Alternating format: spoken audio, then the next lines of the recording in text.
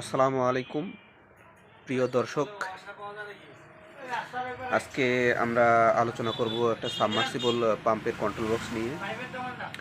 Submersible পাম্পের control box কিভাবে তৈরি করা যায়, ওয়্যারিং ডায়াগ্রাম আমরা বাস্তবে দেখব এবং মোটর কানেকশন কিভাবে দিতে হয় এটা আমি কানেকশন করে দেখাবো।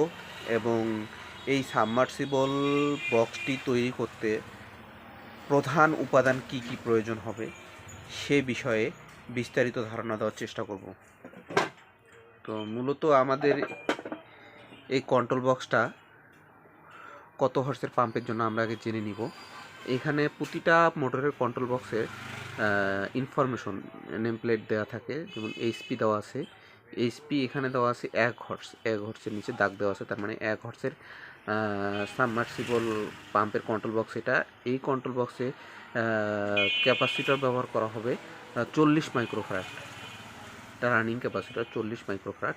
এবং এই বক্সের কারেন্ট ক্যারিং ক্যাপাসিটি হবে 8 এম্পিয়ার, অর্থাৎ 1 হর্সের মোটর সর্বোচ্চ 8 এম্পিয়ার কারেন্ট নিবে।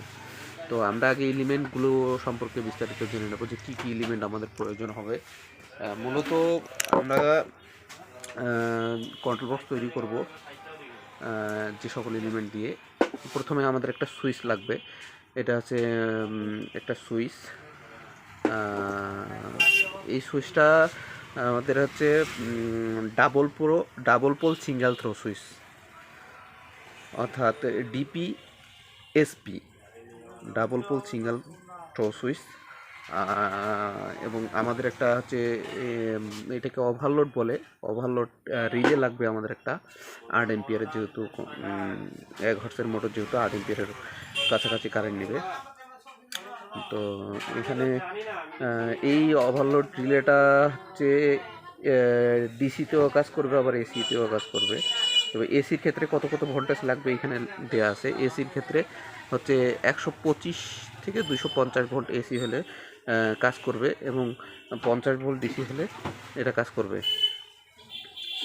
Control box. এরপর আমাদের লাগবে একটা ক্যাপাসিটর লাগবে, মোটামুটি এটা 40 মাইক্রোফ্যারাডের ক্যাপাসিটর, সিবি ব্র্যান্ডের ক্যাপাসিটর। খুব ভালো একটা ক্যাপাসিটর। প্রতিটি ক্যাপাসিটরের গায়ে টলারেন্স দেওয়া থাকে, যেমন এই ক্যাপাসিটরের গায়ে টলারেন্স দেওয়া আছে ±5%। আসলে প্রতিটি ক্যাপাসিটরের মান কিন্তু একুরেট হয় না, 5% কম হয়, অথবা 5% বেশি হয়, অথবা সেম থাকে। তো একুরেট হয় না আর কি, এক কথায়। তো আমরা এখন শুরু করে দেবো কন্ট্রোল বক্সের কমিশনিং। প্রথমে আমরা একটা কেবল জাম্পার ইনস্টলেশন করব। কেবল জাম্পার, কন্ট্রোল বক্সের মধ্যে কেবল জাম্পার ইনস্টলেশন করে নিব।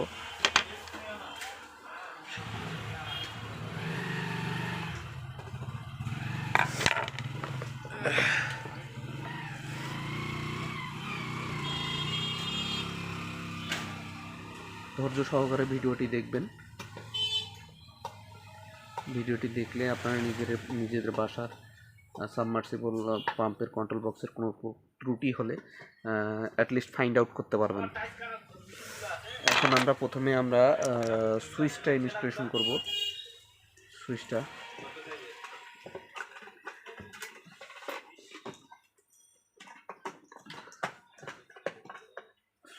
সুইচটার এখানে ক্লিপ আছে, এটা চাপ দিলেই লক হয়ে যাবে।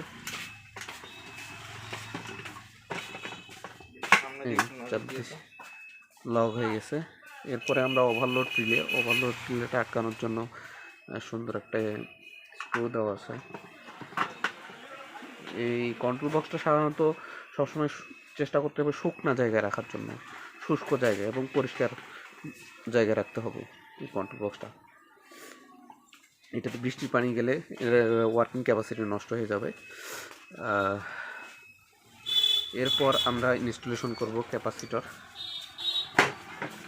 ইনস্টলেশন করেছি। ক্যাপাসিটরটা আমরা ক্লিপের মাধ্যমে আটকাই দেওয়ার চেষ্টা করব, যাতে পরবর্তীতে নড়ানড়ি না করে। লক হয়ে গেছে ক্যাপাসিটর।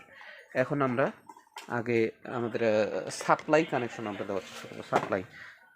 সাপ্লাই ঢুকাবো আগে। এটা হচ্ছে সাপ্লাই কর্ড, আমার সাপ্লাই কর্ড একটা সাপ্লাই কর্ডটা আমরা লাইন ইন করবো।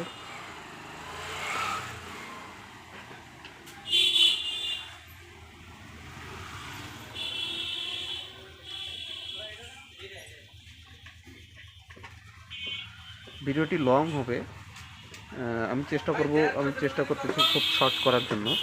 আপনি একটু ধৈর্য সহকারে দেখবেন ভিডিওটি, দেখলে আমি আশা করি আপনারা অনেক উপকৃত হবেন। সাপ্লাই কেবলটা আমার লক করে দিতে হবে, এখানে লক করার ব্যবস্থা আছে। এই স্ক্রু দুটো টাইট করে দিলে সাপ্লাই কেবলটা লক হয়ে যাবে।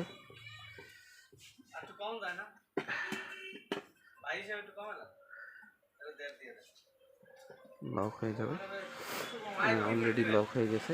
এখন আমরা সাপ্লাই দেবো। প্রথমে আমরা পেজ দিব।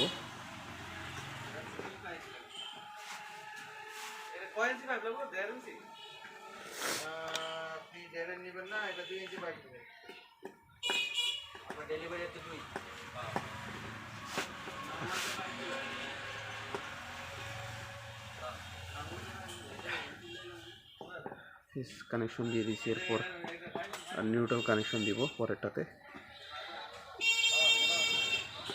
এই সাপ্লাই আমার সরাসরি সুইচে চলে যাবে।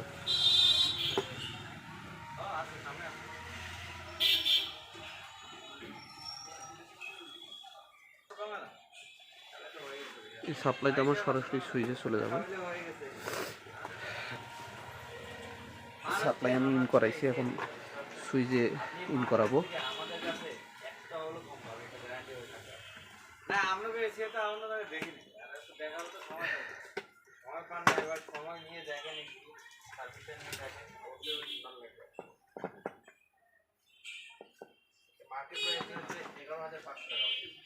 সাপ্লাইটা আমি সুইচে নিচ্ছি, ফেসটা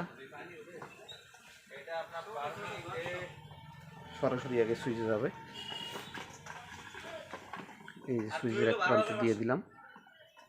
এখন এই সুইচটাকে আমি নিউট্রালটা এখন সুইচে দিব। এই যে আপনার টার্মিনাল পয়েন্ট লাগানো আছে, এখন আমি নিউট্রালটা কানেকশন দিয়ে দেব। কি সাবমার্সিবল? না দেখেন দেওয়া নিউট্রাল কানেকশন দিয়ে দিচ্ছি আমরা। নিউট্রালটা আমাদেরকে আউট করতে হবে ওভারলোড হয়ে। নিউট্রালটা সুইচ হবে,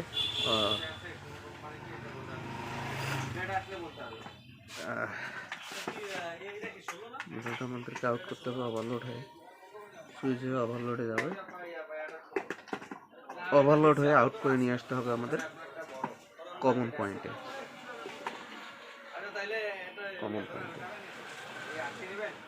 আপনারা ভিডিওটি মনোযোগ সহকারে দেখেন।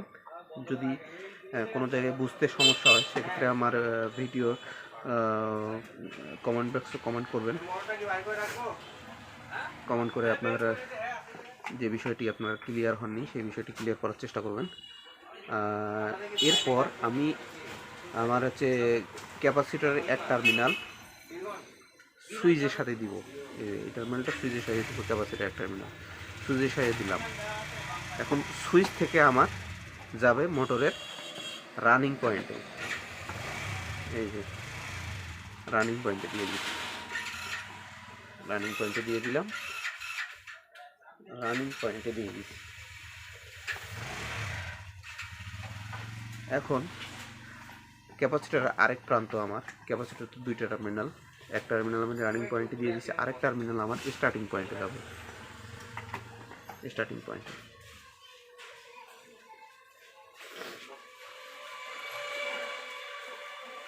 আর গ্রাউন্ডিংটা করার জন্য আমার যে কোনো একটা টার্মিনাল বেছে নিতে হবে। এই টার্মিনালটা আমি বেছে নিলাম, যেহেতু এই টার্মিনালটা আমার খালি আছে, তাকে আমি গ্রাউন্ডিং করে দিলাম। ECC conductor, 8 continuity conductor. আসলে এটা মূলত অনাকাঙ্ক্ষিত কারেন্টকে মাটির নিচে প্রেরণ করার জন্য এই লাইনটি করা হয়। তো আমরা আমাদের আজকে প্রধান যেটা বিষয় ছিল সেটা হচ্ছে আমরা কানেকশন কীভাবে করব। মোটরের কেবল, ধরেন যেটা মোটরের কেবল এরকম 4টা তার থাকে। এই 4টা তার আমরা এই দিক দিয়ে প্রবেশ করার চেষ্টা করব। আমাদের জায়গা আছে প্রবেশ,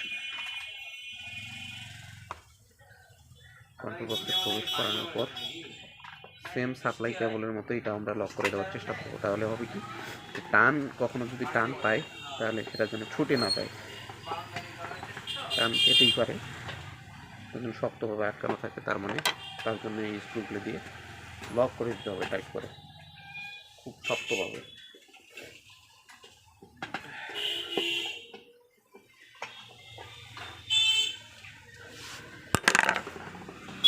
তারটি আমাকে আরও একটু নিতে হবে দেখানোর সুবিধার্থে।